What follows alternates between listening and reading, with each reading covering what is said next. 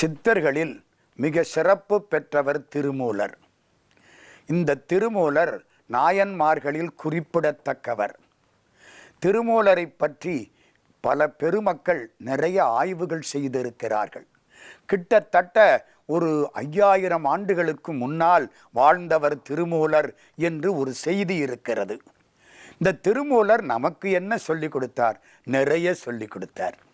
இக வாழ்க்கைக்கும் சொல்லிக் கொடுத்தார், பர வாழ்க்கைக்கும் சொல்லிக் கொடுத்தார், யோகத்துக்கும் சொல்லிக் கொடுத்தார். அதையெல்லாம் நம்ம தொடர்ந்து சிந்திக்க இருக்கிறோம். இந்த உடம்புல 6 ஆதாரங்கள்: மூலாதாரம், சுவாதிஷ்டானம், மணிபூரகம், அநாகதம், விசுத்தி, ஆக்ஞை.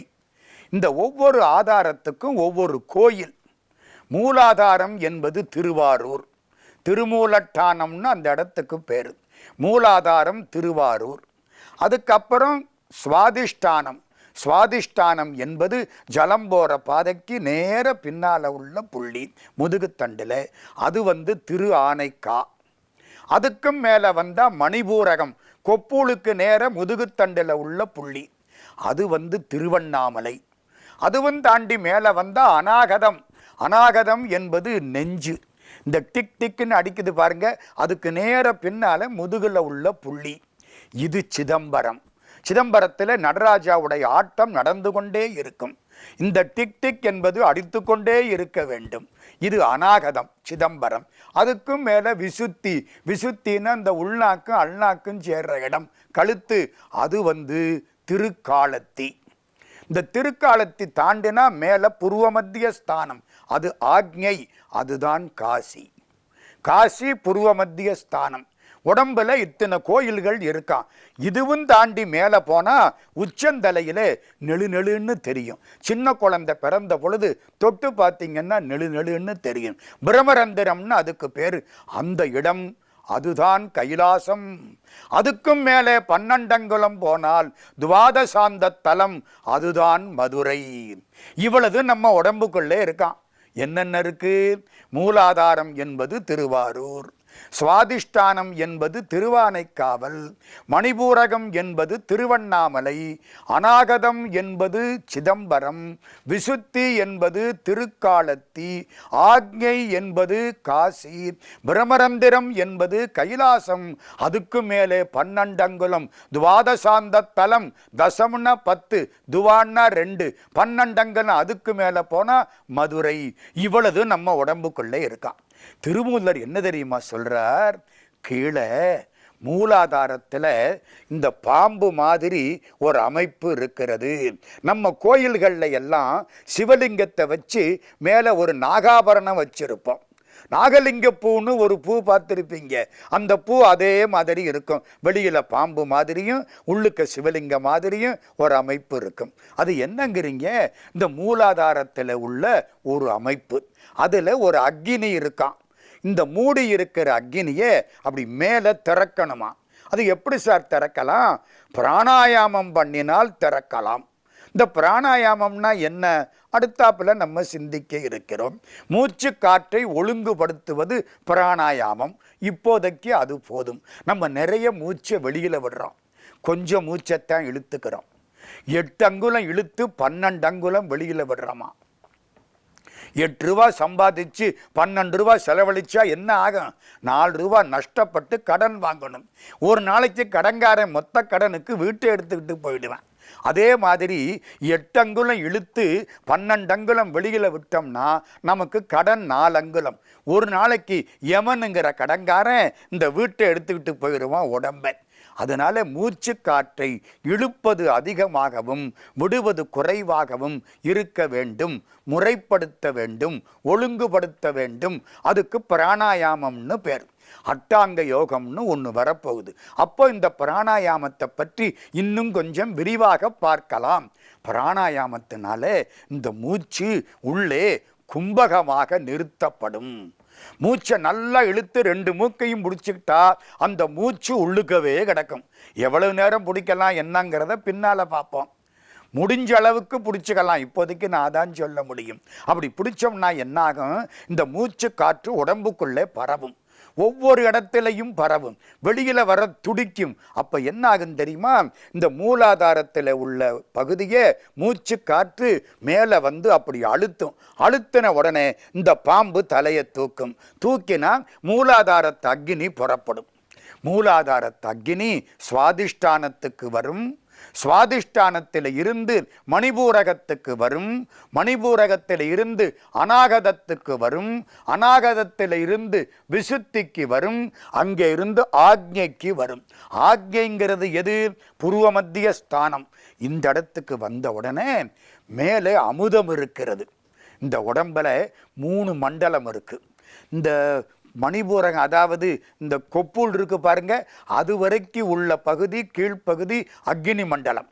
இந்த கொப்புள்ள தொடங்கி இந்த புருவ மத்திய ஸ்தானம் வரைக்கும் உள்ள பகுதி சூரிய மண்டலம். இதுக்கு மேலே உள்ள பகுதி சந்திர மண்டலம். இப்போ இந்த அக்னி என்ன ஆயிடுச்சு? மூலாதாரத்திலிருந்து புறப்பட்டு மேலே வந்துருச்சு. மூலாதாரத்தின் 3 கனலை காலால் எழுப்பும் கருத்தறிவித்தேன். அமுத நிலையும் ஆதித்தன் இயக்கமும் குமுத சகாயன் குணத்தையும் கூறி ஔவையார் பாடின விநாயகர் அகவல். மூலாதாரத்து அக்னி புறப்பட்டுதா, மேலே வந்துதா, ஆக்ஞாஸ்தானத்துக்கு வந்துருச்சு. புருவ மத்திய ஸ்தானத்துக்கு வந்த உடனே அந்த வெப்பத்தினாலே இந்த மேலே உள்ள சந்திர மண்டலம், இந்த விபூதி பூசுறது, குங்குமம் வைக்கிறது எல்லாம் இந்த சந்திர மண்டலத்துக்கு தான். இந்த சந்திர மண்டலத்திலே உள்ள அமுதம் இந்த வெப்பத்தினாலே உருகி மூலாதாரத்தில் பாயுமா. அப்படி மூலாதாரத்தில் பாஞ்சிட்டா 72,000 நாடிகளில் இது போய் சேருமா. இந்த 72,000 நாடிகளில் அமுதம் சேர்ந்தால் அந்த உடம்புக்கு அழிவே கிடையாதாம். இருந்தேன் இக்காயத்தே எண்ணிலி கோடி ஆண்டுகள் இந்த உடம்புக்குள்ளே இருந்தேன். பல சித்தர்கள், எனக்கு தெரிய சுத்தானந்த பாரதியார் 100 வருஷத்துக்கு மேல் வாழ்ந்தவர். பல பேர் 100 வருஷத்துக்கு மேல் வாழக்கூடிய ஆற்றல் பெற்றவர்கள். பழைய காலத்திலே ராமானுஜர் 120 ஆண்டுகள் வாழ்ந்தவர். மகாத்மா காந்தியடிகள் 120 ஆண்டு வாழலாம் என்று கூறியவர். அந்த அளவுக்கு போகலாம், அதுக்கு மேலேயும் செல்லலாம். திருமூலர் யோகத்தினாலே இதையெல்லாம் நமக்கு காட்டினார். இப்போ 6 ஆதாரம் சொல்லிட்டேன்னா, புருவ மத்திய ஸ்தானத்துக்கு போன அக்னி அங்கே இருக்கிறது. அதுக்கப்புறம் மேலே பிரமரந்திரத்துக்கு போகும். அதற்கும் மேலே 12 அங்குலம் தாண்டி மதுரை என்று சொல்லக்கூடிய துவாதசாந்த தலத்திலே இறைவனோடு 2 கலந்து நிம்மதியாக இருக்கும். இதெல்லாம் உடம்புல பண்ணக்கூடிய பயணங்கள். இப்போ இந்த உடம்பு தான் கோயில். கோயில் என்பது படமாடும் கோயில், இந்த உடம்பு என்பது நடமாடும் கோயில்.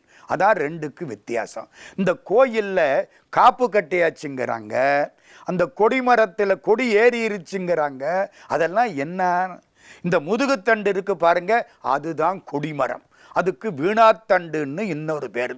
சிவபெருமான் நன்றாக வீணை வாசிப்பாருங்கிறாங்க. வேயுரு தோழி பங்கன் விடமுண்ட கண்டன் மிக நல்ல வீணை தடவி.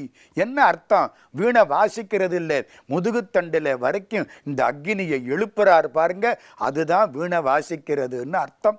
வீணாத்தண்டுன்னா எது? முதுகுத்தண்டு. கோயிலில் கொடிமரத்தில் கொடி ஏறி விட்டதுன்னா மூலாதாரத்து அக்னி கொஞ்சம் கொஞ்சமாக புறப்பட்டு முதுகுத்தண்டு வழியா மேலே வந்துருச்சுன்னு அர்த்தம். சரி, கோயிலுக்குள்ளே போகிறோம், சாமி கும்பிடுறோம், தீபாராதனை காட்டுறாங்க, பிரசாதம் கொடுக்குறாங்க. அதெல்லாம் உடம்புல உண்டா சார்? ஆமாம் உண்டு. எங்கே உண்டு? இந்த மூலாதாரத்து அக்னி கிளம்பி புருவ மத்திய ஸ்தானத்துக்கு போன உடனே அங்கிருந்து அமுதம் பாயுது. அந்த அமுதம்தான் பிரசாதம். பிரசாதம்னா விசேஷமான சாதம். சாதம் சாப்பிட்டு அடுத்த பிறவி உண்டு, பிரசாதம் சாப்பிட்டா அடுத்த பிறவி கிடையாது. அதுக்காக பிரசாதத்தை கண்டவாகில் சாப்பிடக்கூடாது.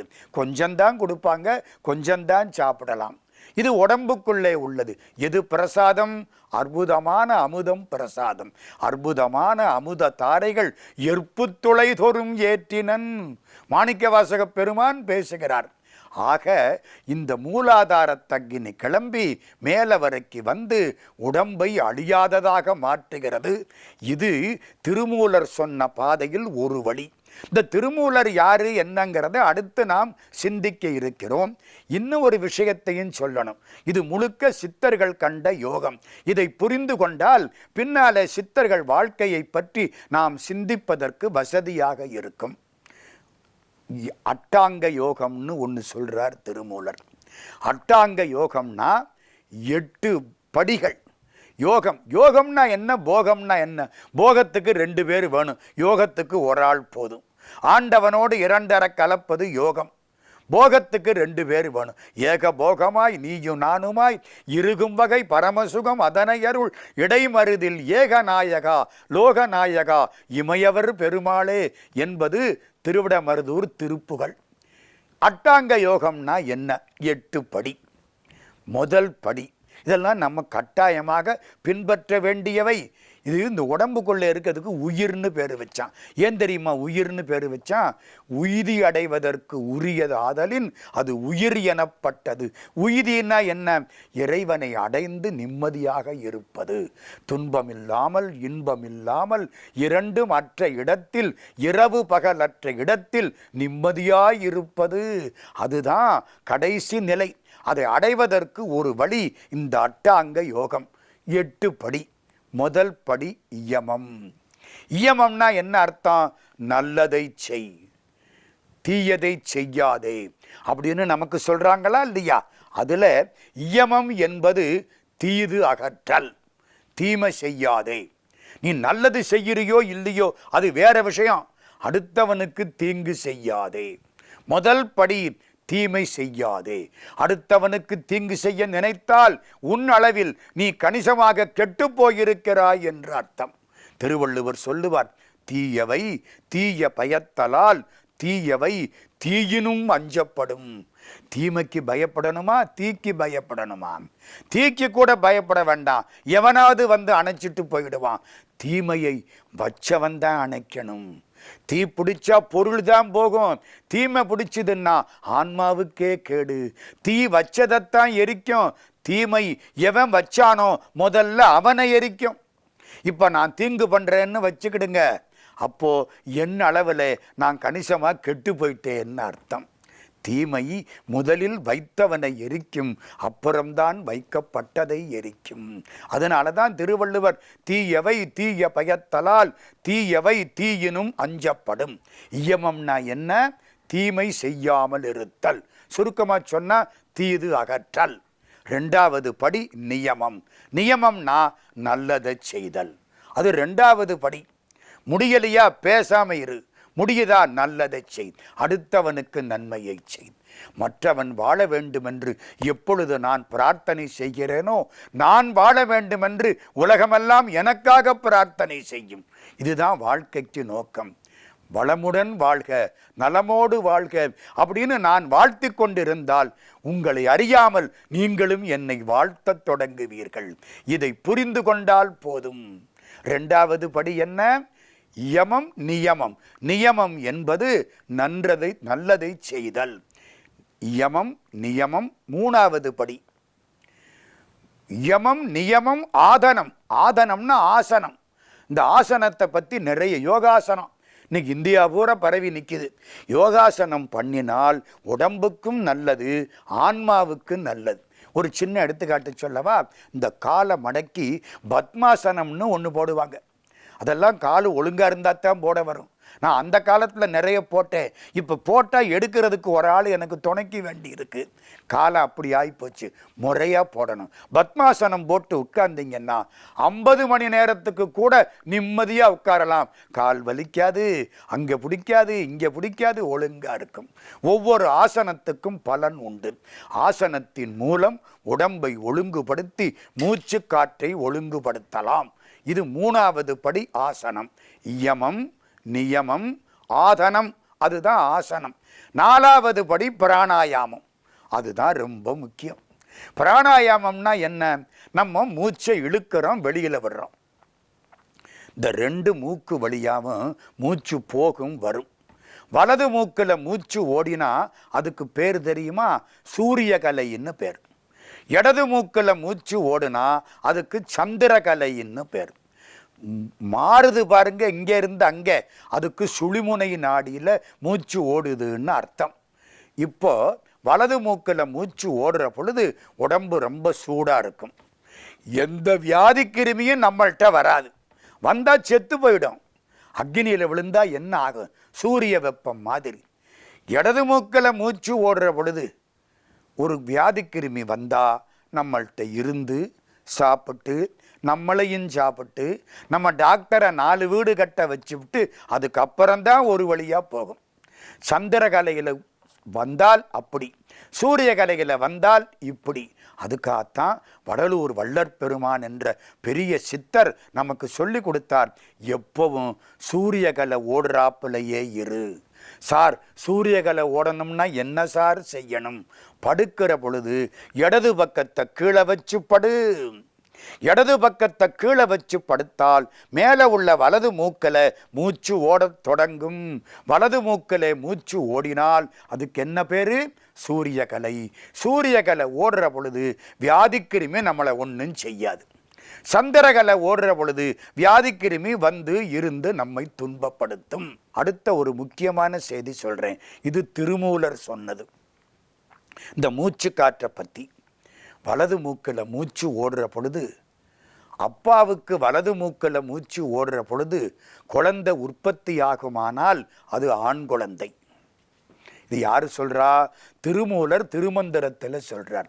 10ஆம் திருமுறை கோயிலில் வச்சு வழிபாடு பண்ணக்கூடிய ஒரு நூல் எப்படி வாழ வேண்டும் என்று நமக்கு வழிகாட்டுகிறது.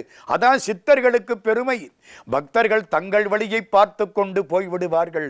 சித்தர்கள் உலகத்தை வாழ்விப்பதற்காக இங்கே இருந்து பல ரகசியங்களை நமக்கு சொல்லிக் கொடுப்பார்கள்.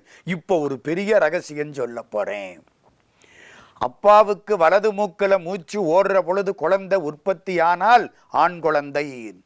அப்பாவுக்கு இடது மூக்கில் மூச்சு ஓடுற பொழுது குழந்தை உற்பத்தி ஆகுமானால் பெண் குழந்தை. குளவியும் ஆணாம் வளர்த்ததுவாகில், குளவியும் பெண்ணாம் இடத்ததுவாகில், குளவி இரண்டாம் அபானன் எதிர்க்கிலே. அபான வாயு மலக்காற்று எதிர்த்து வர்ற பொழுது குழந்தை உற்பத்தி ஆகுமானால் 2 பிள்ளை பிறக்குமா? யாரு சொல்றா?